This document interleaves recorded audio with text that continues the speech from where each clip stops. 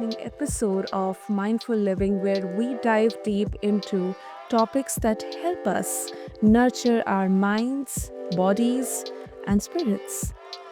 Well, today I have the incredible Katharine Giovanni for all of you, a three-time award-winning best-selling author, speaker, and one of the original founders of the independent concierge industry. Her latest book, The Ultimate Path to Forgiveness Unlocking Your Power, is a groundbreaking guide to letting go of past hurts and embracing true transformation. And Catherine's life is definitely, when we will get to know more about it, more about her journey, it's truly a testament to resilience. Well, let me share a bit about her. She is a stage 3 breast cancer survivor and has overcome an incredibly difficult childhood. And through it all, she has developed profound insights into forgiveness, mindfulness, and also the power of intuition. So, listeners, join as we explore how forgiveness can unlock your inner power and how mindfulness also plays a crucial role in this process. So, Catherine, welcome to the show, and it's an absolute honor having you with us today. Thanks so much for having me. I appreciate it. That's really great. Catherine, so of course, before we talk about forgiveness, um, if you can share your personal journey with forgiveness and how it became a central part of your life and work as well. Well, to be able to forgive, you probably need a bunch of its opposite to affect you. So you have something to forgive. So, needless to say, there's a lot of water under my bridge. And I started out as an angry teenager. I was bullied in school. My parents were alcoholics. I tried to commit suicide in the eighth grade, and it kind of turned me into this angry, angry person. You know those teenagers I'm talking about. We all know one. And I kind of just bobbled through life until my mother fell down the stairs, broke her hip, and ended up in the hospital. And even my mother can't get a gin and tonic in the hospital. So she dried out. And I spent the next 3 years, we made amends with each other. We became as tight as sisters. We were closer than close. It was the most phenomenal 3 years I've ever had. And then she died of breast cancer. And everybody's life has what I call flashpoints. And Yeah. you don't know it's a flashpoint when you're going through it, but when you look back, you can look at that time of your life where everything changed and you decided to change. That was my flashpoint. And I knew with beyond the shadow of doubt, if I didn't change, I was going to die. So I quit drinking. I've been sober for 35 years. And when you quit drinking in the United States, you have to go through these steps. Most people join AA recovery programs. And they want you to make amends. They want you to call people and make amends. Okay. I am an extroverted introvert now, but back then, painfully shy. Painfully shy. And I would have happily texted people had we had that technology, but I'm as old as dust, and there was no texting back then. So reaching out and calling people who might yell at me, yeah, not a fan. So I didn't do it. But I did forgive them. I just paid lip service to it because the problem in our world today is everybody tells you to forgive. Your Mhm. teachers, your parents, everybody. Nobody teaches you how. What is the step by step process that I need to do in order to forgive? Nobody tells you that. And what if it's unforgivable? What if I don't want to forgive them? What if it's not even appropriate? Then what do you do? So I came up with a system of forgiving people, that's an actual step-by-step system, and it kind of came out of a need to, when I was teaching customer service and teaching people how to be a concierge, I can Mhm. teach you the most beautiful words in the world to say. I could teach you body language. I can teach all these things to you. But if you're angry, it's going to bleed through your body language whether you wanted to or not. So I had to come up with a system that people could use to forgive people on the fly when they couldn't leave their desk. And that's kind of how it all played out. And it wasn't until 2020 that we really figured out what the special secret was to the whole thing. And that's when I put the book out.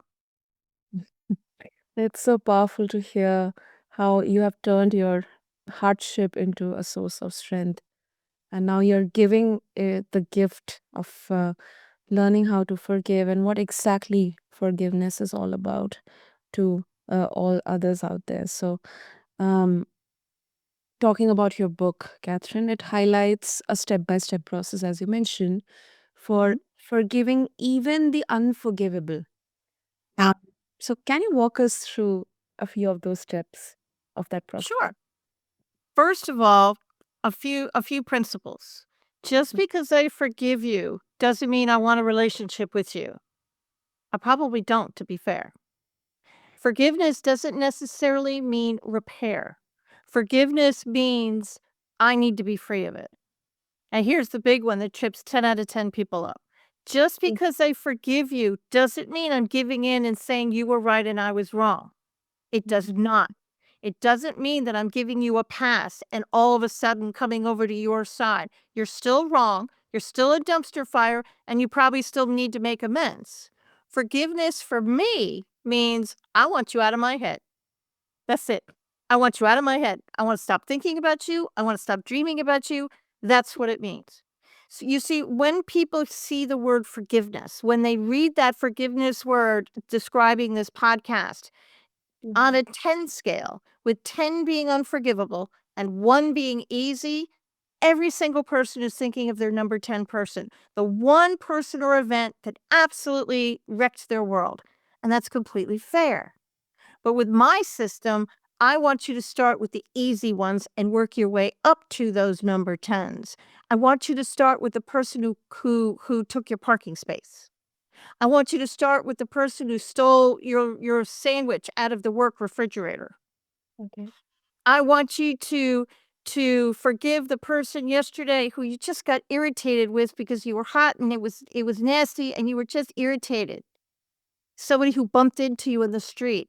The easy, easy, easy people. You can forgive those people and you slowly work your way up to the unforgivable, which we'll talk about in a minute.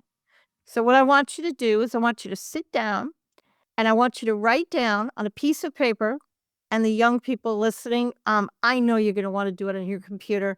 I know you're gonna wanna do it on your phone. I get it, man. But there have been studies, hundreds of studies done that there is magic happens when you think about something, it travels down your arm and you write it on a piece of paper. You're just Mhm. gonna have to trust me on it, and if you don't, Google it. Hundreds of studies, and it sticks more if you write it down that way, okay? So, write a list of 10 people you think you need to forgive, and keep going. Write all the people you think, get it all out. Everybody you think you need to forgive, write it down, and then I want you to rate them from 1 to 10, 10 being ugly, awful, unforgivable. And you could have 20 number 4s. I don't care. You could skip a number. I also don't care. This is your party. You can do whatever you want.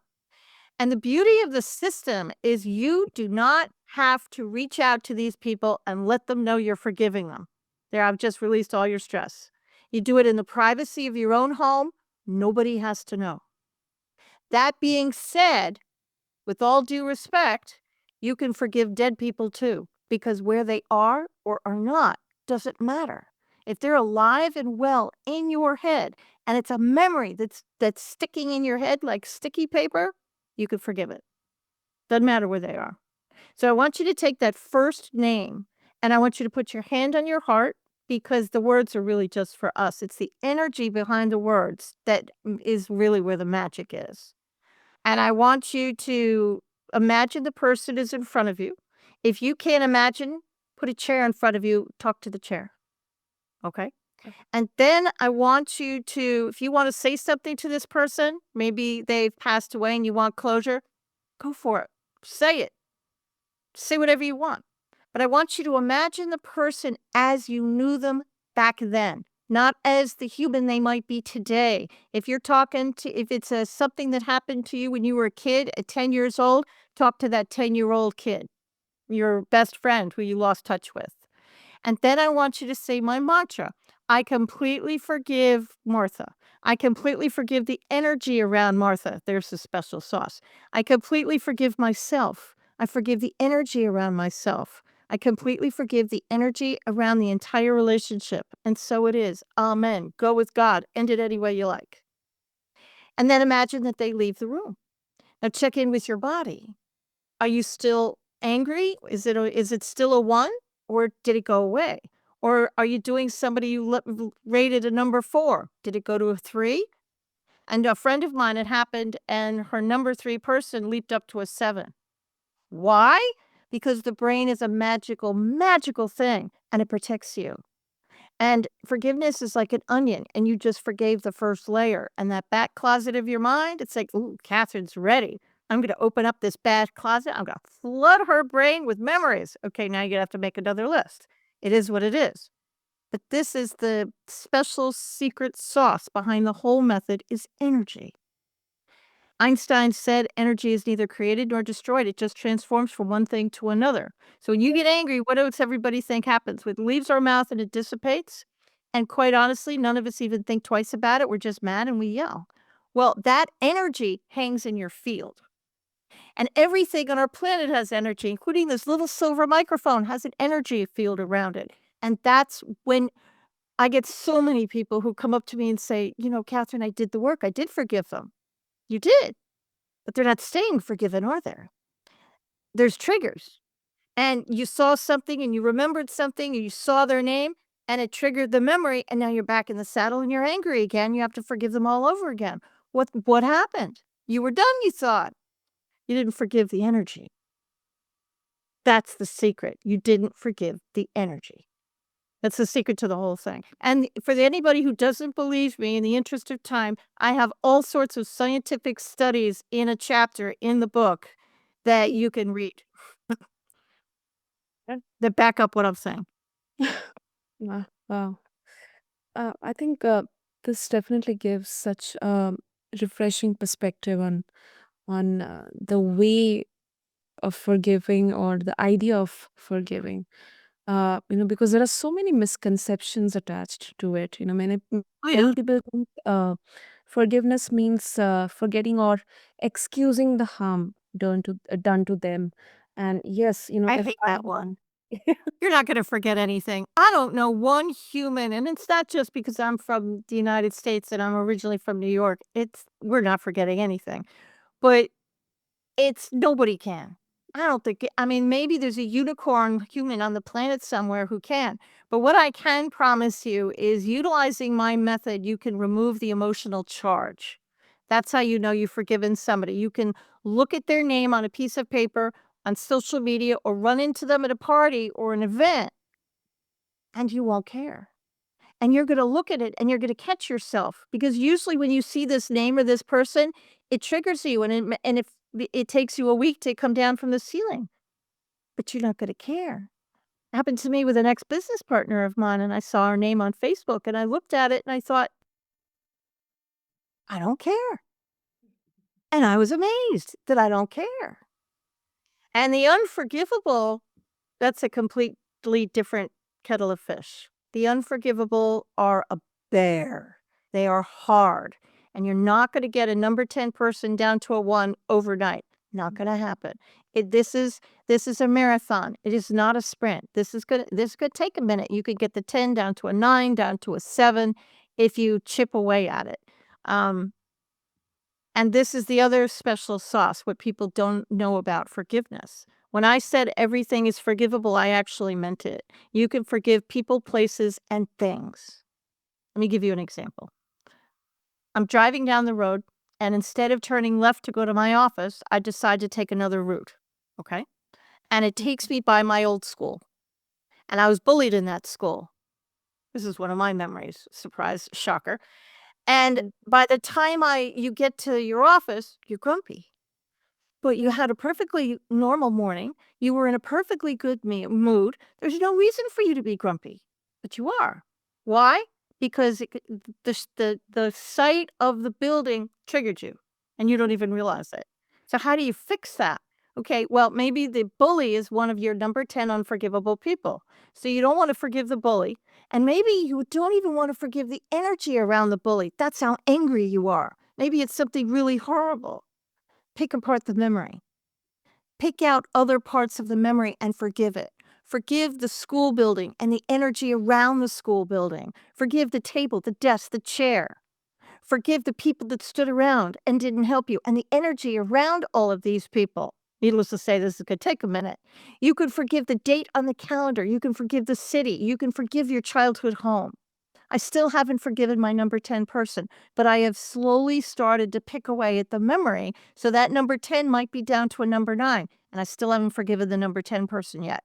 But they're down to a 9 because I've removed a lot of the triggers. And then you pick another memory and you keep going until you eventually you can get it down where, okay, now I think I might be able to maybe I can forgive this person. But remember, just because they forgive you doesn't mean you were right. You're still awful. It's still a horrible thing. Now, are there unforgivable things in the world? Yeah, I think there are. Not every unforgivable act or person can be forgiven. I am probably the only one that says that, but I really don't think there is. I think there are unforgivable things in this world. So what do? You pick apart the memory and you pick apart other parts of it and you forgive yourself. This is the first book of 3, and the next book is about how to forgive yourself. Hello. Um, but that's how you forgive the unforgivable. You pick apart the memory. Hey, I forgave 1974. Why? Well, I am older than dust, but that's the year that I tried to commit suicide in the 8th grade. I forgave breast cancer. I actually sat and said, I forgive breast cancer. I forgive the energy around breast cancer. I forgive myself for getting breast cancer. I forgive the energy around myself. I forgive the energy around the whole thing. I forgave the chemo chair, the chemo drip, the doctors, the radiation. I forgave all of it. And I can't tell you what that did for my mental health. It really helped. So why am I having you start with the easy ones? I'm gonna give you a quick visual, and I'll do it as fast as I can in the interest of time. And if you're listening to this broadcast, pop over to the video, but I'll try and walk you through it verbally. I'm holding a purple coffee cup in my hand. The purple coffee cup represents anger, and it represents things that people have done to me that's made me mad. Well, look at my body language. You and I can still have a conversation. I can still pay attention to the world around me. I can manage my anger. But the longer I hold on to this cup, the more it's going to start to hurt. Now I'm using 2 hands to hold up the cup. It's starting to penetrate my conversations and my dreams, but I can still sort of pay attention to life around me, but it's starting to seep in. I keep holding, and remember, I'm still getting mad. I'm putting more stuff into the cup. I'm just not getting rid of it. So it's getting heavier and heavier because I'm not releasing anything. If I continue to hold on to it, now I'm holding the cup in front of my face, and my life is pretty much stopped. I can't see you. I can't see life around me. It's all I can talk about. It's all I can dream about. It's in every conversation. So by using my method, my step-by-step system, and starting with the easy ones, it's going to allow you to move this little glass of anger off to the side. And I've only forgiven the 1s, 2s, 3s, and 4s. Now look at my body language. I'm paying attention again. I can see that health thing that's going to cure my cancer. I can see money-making opportunities. I see that new home that I want. I could see the new job. I still have my number 10 and my higher numbers, but look at my body language. It's opened up my life. And once you continue using my method, eventually, now look at my body language. My 10 is gone. Maybe it's down to a 5. I have both hands free. Imagine what my life is today. This is your birthright. You're not meant to live in lack and hatred and lack. You're meant to live in joy and you're meant to live in happiness. You're worthy enough for this. It's your birthright. True, true. I think that was indeed very, I think, comprehensive and, of course, a great demonstration. I think the simple example, I think it should be very much clear that it's a very simple thing, yet there Mhm. are layers, like an onion added to it. Um, Also, Not an easy process. A lot of people in the United States, we call this shadow work because you're working in the shadows of the past. yeah. But this is not an easy process. But I can promise you that when you do it, it will release you from all the anger and all the guilt if you're forgiving yourself. It's going to literally release you so you can live that life you've always wanted. Hmm. Makes sense. Makes sense.